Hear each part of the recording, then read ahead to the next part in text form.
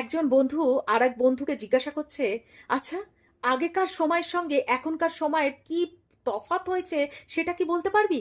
সে তখন বলছে, আগেকার দিনে পরিবারের প্রত্যেকে একসঙ্গে একটা নির্দিষ্ট সময় খেতে বসতো, আর খাবার আগে অবশ্যই মনে করে ভগবানের কাছে প্রার্থনা করে তারপরে খাবারে হাত দিত। আর এখনকার দিনে কেউ তো একসঙ্গে খেতে বসেও না, আর যদিও বা বসে, প্রত্যেকে মুখ গুজে থাকে নিজের নিজের মোবাইলের মধ্যে। কি খাচ্ছে সেটাও একবারও দেখতে যায় না। আর দ্বিতীয়ত, ধর আগেকার দিনে কেউ যদি রাস্তায় পড়ে যায়, সবাই তাকে তুলতে ব্যস্ত হয়ে যেত। আর এখনকার দিনে কেউ আর তুলতে যায় না, সবাই ভিডিও করতে থাকে সোশ্যাল মিডিয়ায় ছাড়ার জন্য। হুম, ওটাকে হাস্যকর বানানোর জন্য। আগেকার দিনে বাবা মা আনন্দ সহকারে বাচ্চাকে স্কুলে পৌঁছতে যেত, আর এখনকার দিনে সন্তান হুম, ওই বাবা মাকেই বৃদ্ধাশ্রমে পৌঁছানোর জন্য আনন্দ সহকারে যায়।